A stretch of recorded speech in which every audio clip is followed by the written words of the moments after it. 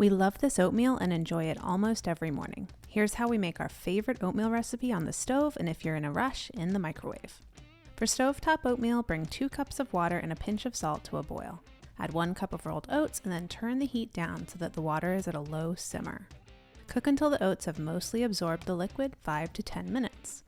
Turn off the heat and stir in some extras like a 1/4 teaspoon of cinnamon, a little maple syrup, and to make the oatmeal extra creamy, 1 tablespoon of flaxseed meal.